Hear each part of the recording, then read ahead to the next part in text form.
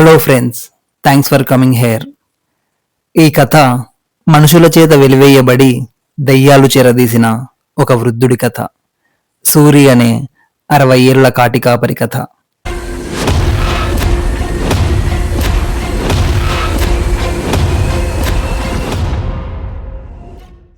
సూరి గరుకు గొంతు, మాసిన గడ్డం, బక్క చిక్కిన శరీరం. చిన్న ప్రాయంలోనే కుటుంబం నుండి వెలివేయబడి, సమాజం చేత మోసగించబడి, శ్మశానంలో స్థిరపడి ఏకాకిగా జీవిస్తున్నాడు. ఎవరైనా చచ్చి కాటికొస్తే గాని సూరికి కడుపు నిండా అన్నం దొరకదు. కానీ 20 ఊర్లకు కలిపి ఒకే శ్మశానం కావడం చేత చచ్చే వాళ్లకు కొదవుండదు, సూరి ఆహారానికి కొదవుండదు. ఆహారంతో పాటు సూరికి నాటుసారా కూడా కొదవుండదు. పగలు శవాలను కాల్చడం, రాత్రిపూట చితిమంటల వెలుగులో పాత రేడియో వింటూ గడపడం అతడి దినచర్య. ఆ శ్మశానమే సూరికి సామ్రాజ్యం. సూరికి బ్రతికున్న మనుషులంటే అసహ్యం. బ్రతికున్నోళ్ళు వెన్నుపోటు పొడుస్తారు, చచ్చినోళ్లే తోడుంటారు అనేది అతని సిద్ధాంతం.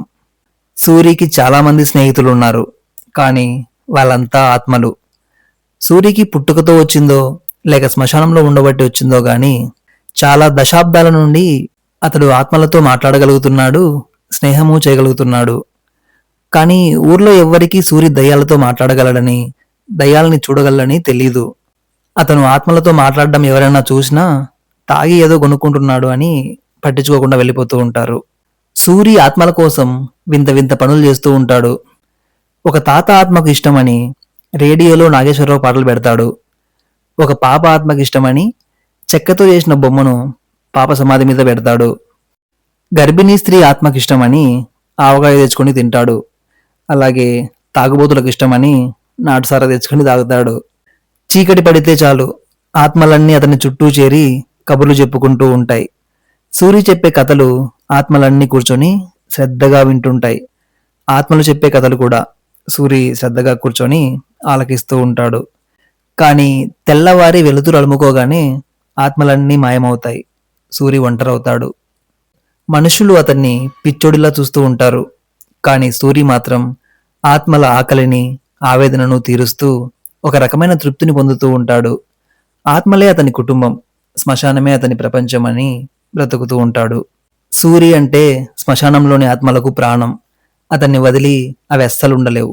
కానీ సూర్యకిరణాలు పడగానే ఆత్మలన్నీ మాయమైపోతాయి. పగలంతా సూరి ఒంటరిగా శవాలను కాలుస్తూ చెమటలు కక్కుతూ కష్టపడుతుంటే ఆత్మలు చెట్ల నీడలో ఉండి అతన్ని చూస్తూ బాధపడేవి. కానీ అతనితో మాట్లాడలేవు, అతని కంటా పడలేవు. సూర్యుడు అస్తమించి చీకటి ముసురుకోగానే ఆ శ్మశానం మొత్తం ఒక పండుగలా మారుతుంది. ఆత్మలన్నీ వచ్చి సూరి చుట్టూ చేరిపోతాయి. సూరి, ఇవాళ నీకు అలసటగా ఉన్నట్టుంది, కాసేపు వెళ్ళి పడుకో అని ఒక ముసలావిడ ఆత్మ సూరి తల నిమిరే ప్రయత్నం చేస్తూ చెప్తుంది. నీకోసం ఆ చెట్టు మీద పండిన పండు రాల్చాను, వెళ్ళి తిను సూరి అని ఒక చిన్నారి ఆత్మ మురిసిపోతూ చెప్తుంది. ఎవడిదో కోడి ఆ పొదల్లో చిక్కుకుంది, తెచ్చి కాల్చుకొని మందులో నంచుకోపో అని ఒక తాగుబోతు ఆత్మ సలహా ఇస్తుంది. రాత్రికి దొరికే ఆ కొద్దిపాటి సమయమే సూరికి ప్రపంచం. రాత్రి ఆ ఆత్మలతో గడపడం కోసమే సూరి పగలంతా ఎదురుచూస్తూ ఉంటాడు. ఆత్మలకు సూరి అంటే ఎంతో ఇష్టం. కానీ ఒక తీరని వెలితి. పగలు సూరి మనుషుల మధ్య తిరుగుతూ ఉంటే, వాళ్ళు అతన్ని తిడుతూ ఉంటే ఆత్మలు విలువిల్లాడిపోయేవి. మనం రాత్రి మాత్రమే సూర్యుని ఎందుకు కలుస్తున్నాం, పగలు కూడా అతను మనతోనే ఉంటే ఎంత బాగుంటుంది అని అవి చర్చించుకునేవి. ఒకరోజు సూరికి ఒంట్లో బాలేక పగలు ఎండల్లో కష్టపడి కళ్ళు తిరిగి పడిపోయాడు. ఏ ఒక్క మనిషి అతనికి మంచినీళ్ళు ఇవ్వలేదు కదా, తాగి తాగి పడిపోయాడు తాగుబోతేదవా అని అసహించుకుని వెళ్ళిపోయారు. ఆ దృశ్యాన్ని చూస్తున్న ఆత్మలు తల్లడిల్లిపోయాయి. ఆ ఆత్మలు తమలో తాము ఇలా చర్చించుకున్నాయి. చూడండి, ఆ మనుషులు సూర్యుని ఎలా హింసిస్తున్నారో. మనం ఇక్కడ ఉన్నా అతన్ని కాపాడుకోలేకపోతున్నాం. మనం ఎలాగో పగలు ఉండలేం, కానీ సూరి మనలాగే ఆత్మ అయిపోతే పగలు రాత్రి అనే తేడా లేకుండా మనం అందరం కలిసి ఉండొచ్చు కదా.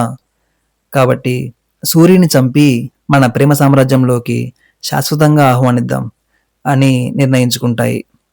అవి సూర్యుని చంపాలనుకున్నది శత్రుత్వంతోనో క్రూరత్వంతోనో కాదు, సూరి మీద ప్రేమతో.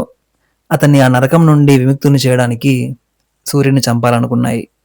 ఆ రాత్రి వెన్నెల చాలా ప్రశాంతంగా ఉంది. సూరి ఆత్మలతో చాలాసేపు కబుర్లు చెప్పి కునుకు తీశాడు. ఆత్మలన్నీ అతడి చుట్టూ చేరాయి. వాటి కళ్ళల్లో నీళ్లు తిరుగుతున్నాయి. కానీ ఒక్కటే ఆశ, రేపటి నుండి సూరి మనవాడు అని. అవి మెల్లగా సూరి శ్వాసను ఆపే ప్రయత్నం చేశాయి. సూరికి మెలకువ వచ్చింది. గాలి అడక విలవిల్లాడుతున్నాడు. ఎదురుగా తన స్నేహితులు. వాళ్ళ ముఖాల్లో క్రూరత్వం లేదు, జాలి మాత్రమే ఉంది. భయపడకు సూరి, ఒక్క క్షణం భరించు. తర్వాత మనల్ని ఎవ్వరూ విడదీయలేరు. ఆకలి ఉండదు, అవమానాలు ఉండవు, ఏమీ ఉండవు. మనం రాత్రింబవళ్ళు కలిసి ఉంటాం సూరి అని ఒక చిన్నారి ఆత్మ సూరి చేతులు పట్టుకుంది. సూరికి అంతా అర్థమైంది. తన మీద ప్రేమతోనే వాళ్ళు తనని తీసుకెళ్తున్నారని సూరికి అర్థమైంది. అతడు ఎదురు తిరగలేదు. చిన్న చిరునవ్వు నవ్వి కన్ను మూశాడు. తెల్లారింది. సూర్యుడొచ్చాడు. సూరి శరీరం చల్లగా పడి ఉంది. ఊరి జనం వచ్చి సూరి శవాన్ని తీసి అదే శ్మశానంలో కాలుస్తున్నారు. కానీ వాళ్ళకు తెలియని విషయం ఏంటంటే, సూరి ఆత్మ తన స్నేహితుల ఆత్మలతో కలిసి తన శరీరం ఎలా కాలుతుందో నవ్వుతూ ముచ్చటిస్తూ ఉంది. మనుషుల దృష్టిలో అది మరణం, కానీ సూరి మరియు ఆత్మల దృష్టిలో అది శాశ్వతమైన కలయిక. ఇది ఫ్రెండ్స్ స్టోరీ. ఇలాంటి మరిన్ని స్టోరీస్ కోసం మన ఛానల్ని సబ్స్క్రైబ్ చేసుకోండి. Thank you for watching.